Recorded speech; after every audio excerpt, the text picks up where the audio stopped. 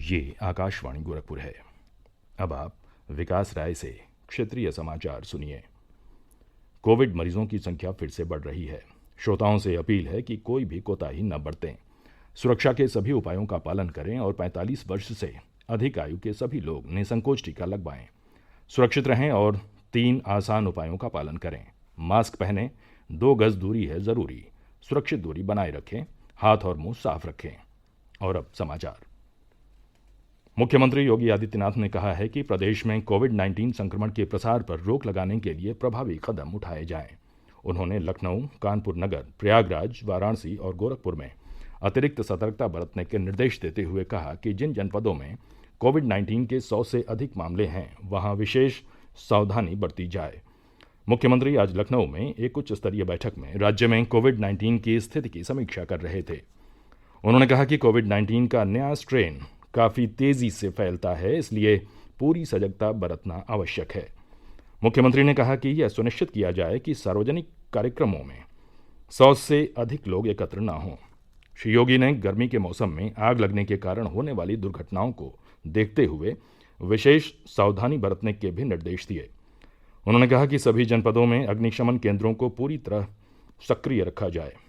उन्होंने अधिकारियों को निर्देश दिया कि इन दुर्घटनाओं में होने वाली जनहानि, पशुहानि या फसल को हुए नुकसान की स्थिति में प्रभावित लोगों को तत्काल मुआवजा राशि प्रदान की जाए।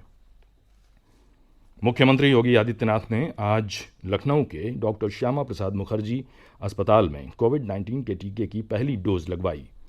उन्होंने 45 वर्ष से अधिक आयु के सभी लोगों से कोविड से सुरक्षित रहने के लिए टीका लगवाने की अपील की। टीकाकरण के बाद मुख्यमंत्री ने कहा कि कोरोना का टीका पूरी तरह सुरक्षित है। उन्होंने कहा कि कोविड-19 के मामले तेजी से बढ़ रहे हैं, इसलिए सभी को अतिरिक्त सतर्कता बरतने की आवश्यकता है। मुख्यमंत्री ने लोगों से मास्क पहनने और 2 गज की सुरक्षित दूरी का पालन करने की अपील की है। प्रदेश में कोविड-19 संक्रमण के मामले तेजी से बढ़ रहे हैं। पिछले 24 घंटे के दौरान कोविड के 3,999 नए मामले सामने आए हैं। इसके साथ ही राज्य में कोरोना के सक्रिय मरीजों की संख्या बढ़कर 22,820 हो गई है। अब तक कुल 6,02,319 मरीज महामारी से स्वस्थ हुए हैं, जबकि 8,894 लोगों की मृत्यु हुई है। प्रदेश के अपर मुख्य सचिव स्वास्थ्य अमित मोहन प्रसाद ने आज लखनऊ में संवाददाताओं को बताया कि प्रदेश में कोविड नमूनों की जांच का काम भी तेजी से किया जा रहा है। कल एक दिन में 1,61,270 नमूनों की जांच की गई। इनमें से 84,000 से अधिक नमूनों की जांच RT-PCR विधि से की गई। श्री प्रसाद ने बताया कि लखनऊ के किंग जॉर्ज मेडिकल कॉलेज ने कल 14 लाख से अधिक नमूनों की जांच करने की उपलब्धि हासिल की। उन्होंने बताया कि प्रदेश में अब तक कुल 3,05,75,232 नमूनों की जांच की जा चुकी है। कोविड संबंधी दिशा निर्देशों के बारे में कल से एक विशेष अभियान शुरू किया जाएगा। इस अभियान में सभी के मास्क पहनने, व्यक्तिगत स्वच्छता और सार्वजनिक स्थानों तथा कार्यस्थलों पर साफ सफाई रखने और स्वास्थ्य सुविधाओं पर विशेष जोर दिया जाएगा। यह विशेष अभियान इस माह की 14 तारीख तक चलेगा। कल हुई एक उच्च स्तरीय बैठक में प्रधानमंत्री नरेंद्र मोदी ने कहा था कि कोविड से निपटने में समाज को जागरूक बनाने में सभी की भागीदारी सुनिश्चित करना जरूरी है। प्रधानमंत्री नरेंद्र मोदी 7 अप्रैल को शाम 7 बजे परीक्षा पे चर्चा कार्यक्रम के दौरान छात्रों, शिक्षकों और अभिभावकों के साथ बातचीत करेंगे।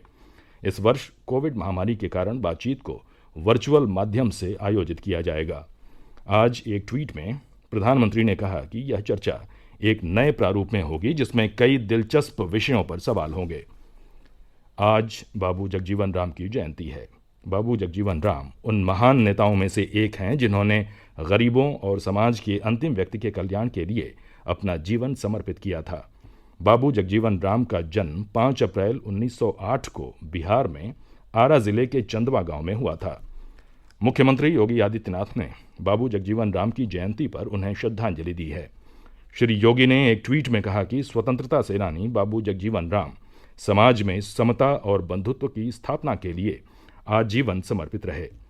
उन्होंने कहा कि आधुनिक भारत के निर्माण में बाबू जगजीवन राम का अविस्मरणीय योगदान सभी को प्रेरणा देता रहेगा। समाचार समाप्त हुए। नमस्कार।